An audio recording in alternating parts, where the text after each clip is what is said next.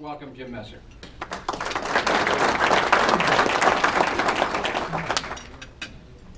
Good afternoon. It's great to be back at NEBA. I've been a member, well, at least since we were back over at the other place on North 27. Give you a little bit of background on me. Grew up here in Tallahassee, Florida. Went to public high schools, K through 12. Went to college in Virginia. Spent 6 years in the Army as a helicopter pilot.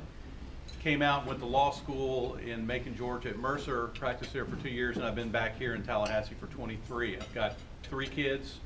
They're almost all grown up. I've got one 22-year-old who's helping me on the campaign, but the other 2 are married. They went to public schools K through 12. And I got to the point in my life where I decided and looked at the legislature and thought, you know, it really is time that Leon County was relevant again in the Florida House. And let me say that again. It's important that Leon County be relevant again in the Florida House. The Florida House of Representatives has 120 people in it. In 1996, it flipped from Democrat control to Republican control. And by the way, I love Democrats. I've been married to one for 31 years, so if I can get along in my house, I can get along in the State House.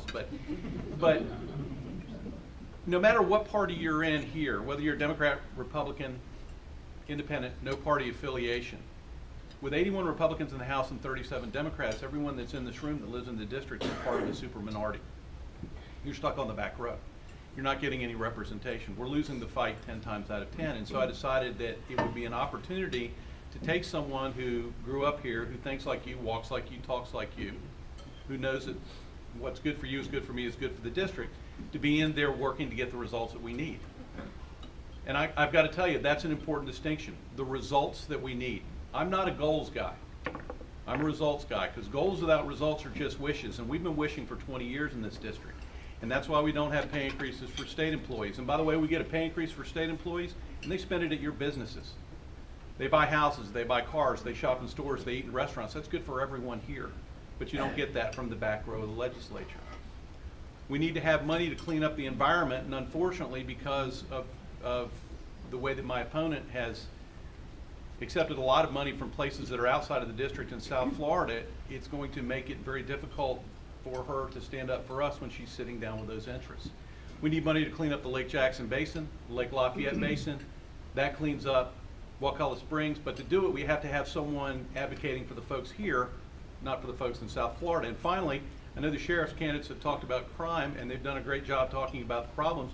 One of the problems is we don't have people in good jobs. We get people in good jobs, they commit fewer crimes, and instead of just raising taxes and hiring more police, we solve the problem. To do it, we need someone in the majority. We need someone who can stand up for all of us, who can get results for all of us. That's why I decided to run for the Florida House of Representatives, and that's why I'm asking for your vote. Jim, what do you feel is the biggest issue for the upcoming legislative session?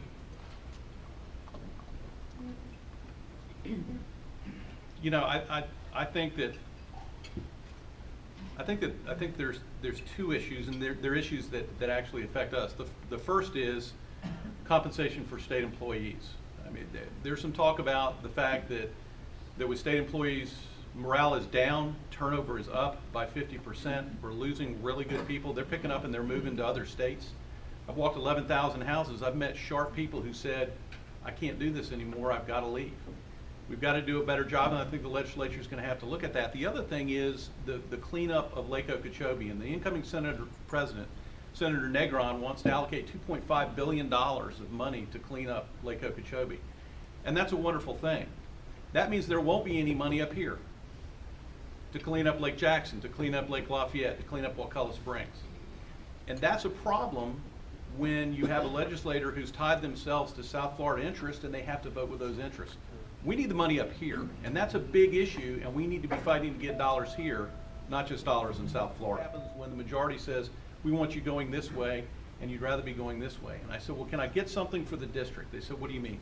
I said, can I get a pay increase? Can I get money to clean up Lake Jackson? Can I get dollars to work down crime? And they said, well, sure, maybe you could get that. I said, well, then I'm going to go with the majority. And they said, no, you can never compromise on anything. I said, well, then let's turn off the lights and go home. That's part of the problem in politics now, is that we've gotten so polarized that people yell from the left and yell from the right. Most of us don't live there. It's a big middle, but we live in the middle and govern in the middle, and if you're husband and wife, we argue with each other and we come up with solutions that are in the middle. But in order to do it, We have to be in a position to actually make a difference with the majority and with the folks that are in power. That's why I'm the better choice. That's why I'll be a better representative for you, and that's why I hope I can earn your vote. Thank you. Woo! Doris Maloy.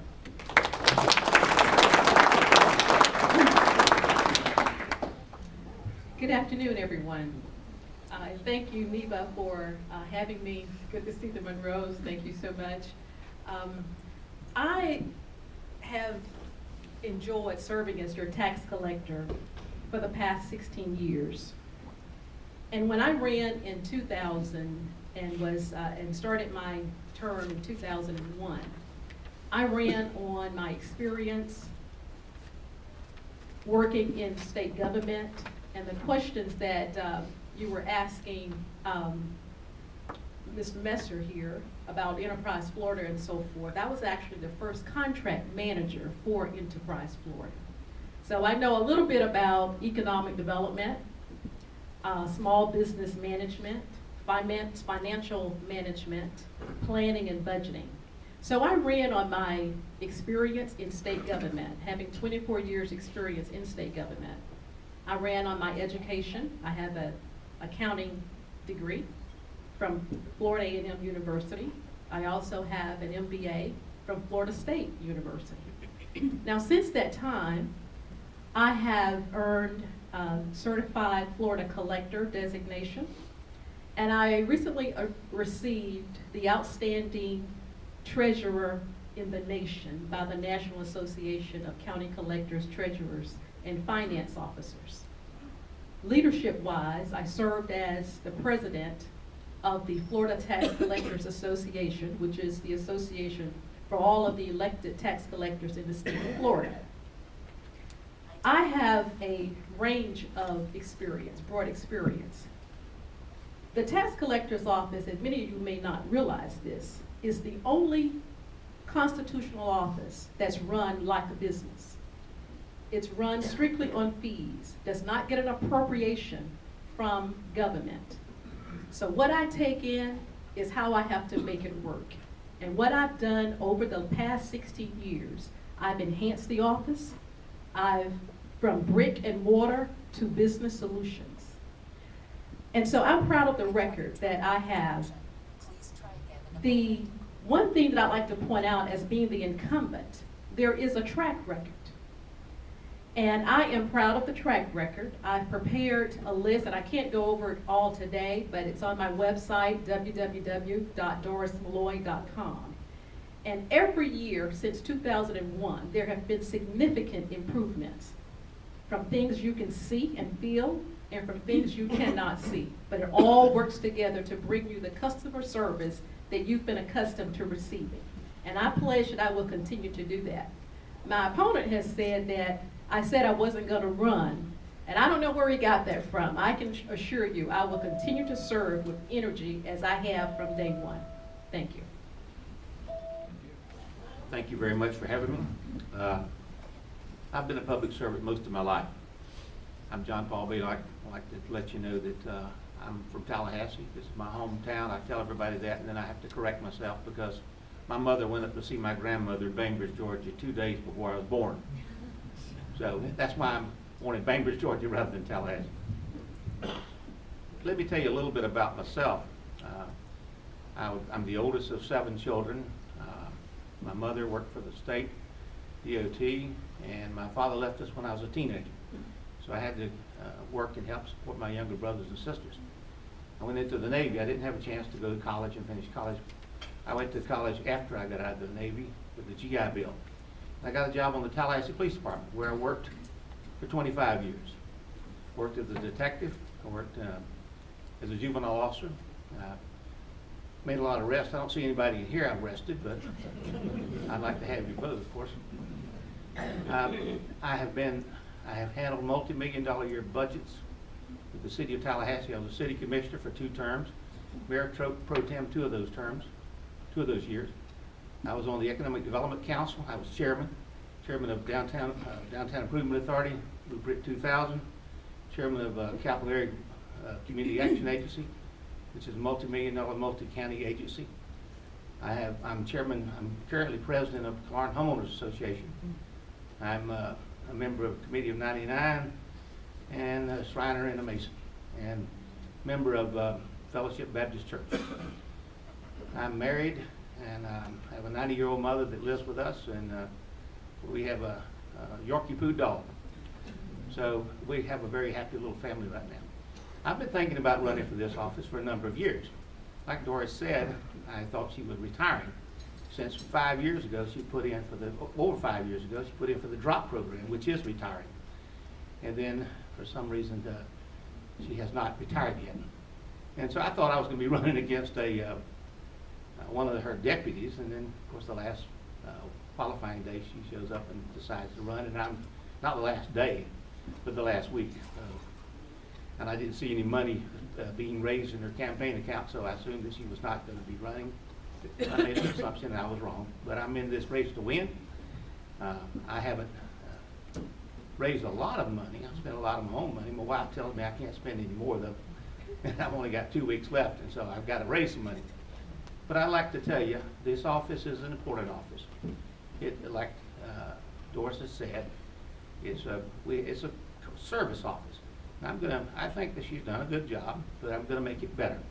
I'm gonna give more service and better service, and upgrade the office and electronically and computerized and make it where you have apps that young people can pay their bills online. Thank you very much. I'd like to have you vote November 8th. Hi, John Paul, this is something we like to ask at these forums. Would you ask your opponent a question?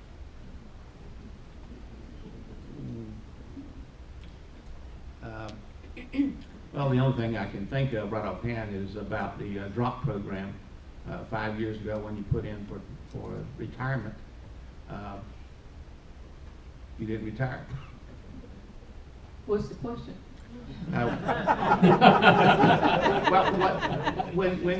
when can you draw the $800,000 or $700, almost $700,000 that's in your drop program? When can you draw that? Do you have to wait for another 4 years if you're reelected, or can you draw that money out anytime after the reelection?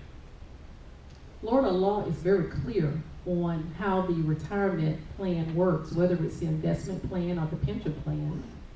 And the legislature has indicated and stated very clearly in statutes written that no retirement funds that's accumulated can be drawn until total separation from the state or from the county or whatever government that you're in. So to answer your question, that would be a change coming from the legislature, and I simply would abide by whatever law that is presented there. Okay. And Doris, you can ask. Oop, did you finish? I'm sorry. Yes, I finished. Okay. It's your turn to ask your opponent a question. Well, I'd like to know why my opponent has said that I was going to retire and that he paid his money and then simply was not going to take that back because at the last minute I decided to run. And I want to point out, that's my question, but I want to point out that I opened my account on January 5th, 2015, and many of the individuals in this room have donated to me in 2015. And so if I were them, I'd be asking, well, didn't you report my contribution? So the answer to that question is yes, I did in 2015. So I don't know why that's an issue, but that's my question. Why do you say that when it's clearly online that you can see that my report was done in 2015 and account open? Well, I did see that online, but I saw that there wasn't much money in there. There was a small amount, $10,000, I think. And usually when an incumbent starts running for re-election, they raise enormous amounts of money, like incumbents can. They can accept money, get money from their vendors and other people that do business with that particular office. And that happens all incumbent races. And I just noticed there was not a lot of money in there, so I made an assumption, since you've been dropped, that you were going to retire after this term. And apparently that assumption was wrong. Can I respond to that? Sure. Last time that when I ran in 2004, You know, my belief is not to rack up a lot of money. In fact, those of you who contributed to my campaign in 2004, you know that you received your contribution back. I didn't take it and keep it. I returned it to you with a nice thank you letter. So that's the reason that I have not run up a lot of, trying to get a lot of money, because I don't believe in over-taxing the taxpayers. Okay, Doris, you want to go first? Sure. We're constantly increasing customer service. So the one thing that you will notice, and by the way, your tax bills should be in the mail. You should get them November 1. And in that envelope will be an explanation of a new service, and that is a customer portfolio module.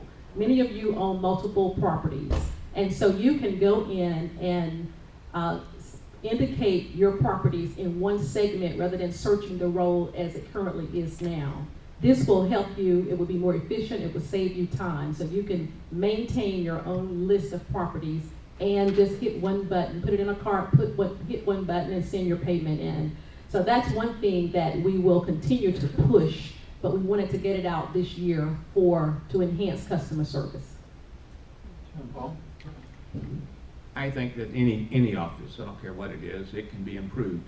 And I think the convenience, the courtesy, and honesty of that office is very important. That we're out there to help people, to make it more convenient. I want people, when they walk in the office, I want people in that staff to say, what can I do to help you? Not say, step up next in the line. Also, I'm going to look at apps for the young people. The young people pay everything by app nowadays, by their cell phone. And we just did it when we came in the door. We paid for our meal. I want to make that possible and convenient for everyone. As far as the name, I think that when it says tax collector, it means the people's tax collector, the people's office. So it's not going to have my name on the check when I'm elected. Okay, listen, time's running out, but let me go ahead and suggest that we move to closing remarks, and we'll start with you, John Paul.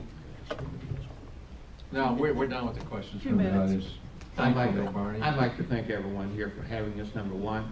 I've always enjoyed the public service. I've been in public service all my life. I tell people that. I was in the Navy. I was a Tallahassee police officer for 25 years, and I was a city commissioner for 2 terms. This office, like I said, I've been thinking about it for some time. I may have not realized that she was not going to run again, the incumbent. And I was thinking I was going to be running against one of the deputies, and I thought that would be an easy win. But that apparently has not turned out to be that way. I've enjoyed the campaign. I've enjoyed running. I enjoyed talking to people. I've enjoyed talking with Doris. She's a nice lady. She's done a good job as far as I know. But I think it can be improved. Customer service can be improved, and I look forward to doing those things and being in that office. I care about this community, and I think also that being a tax collector, people say, what else can you do? I said, I can have the bully pulpit with the tax collector's office. I can affect other things. We were talking earlier about the state legislature. The state legislature is made up of primarily Republicans. I mean, I am a registered Republican, and I will be using any influence I can get to help convince the legislature to bring money to Tallahassee, and also anything that comes up has to do with property taxes or fees. I will be over there talking on your behalf, you as business people. Also, I want to institute a program, accountability program with the office. And I want to have greater participation with the businesses and encouraging them to give us suggestions of way to streamline when it comes to car dealerships and other people that deal daily with the tax collector's office. Thank you very much. Please vote. Thank you. Doris? Thank you. I'd like to thank you again for having me here today. I am a native Tallahassean, grew up in this community, attended Amos P. Godby High School, went on to attend Florida A&M University, graduated cum laude, and then started my education pursuit of an MBA with Florida State. I love this community. All of my relatives have lots of relatives and so forth here. I love what I do. The Office of Tax Collector is about serving you, the citizen, solving your problems. There are a lot of information to be shared about tax certificates, how that whole process works, when there is a problem, resolving that problem, working with you to understand how and why and what. And so I've enjoyed serving as tax collector. I ask for your continued support. Every day I receive notes about the level of service. We do surveys and it comes back a 99% approval rating for the level of customer service in the office. It's because of staff providing the leadership, having them to understand the core values that I have set for the office, and having to make sure that they follow the vision that has been set with them. And so with all of that together, it makes it's a lot of hard work, but if you come by the office, you will see me out there working, helping in any way that I can, hands-on. So I am a hands-on tax collector, not one that's just gonna direct. I am a hands-on tax collector. I ask for your continued support and for your vote on November 8th if you haven't already done early voting. Thank you very much. Thank you. Let's give these folks a hand. Thanks very much. Bye-bye.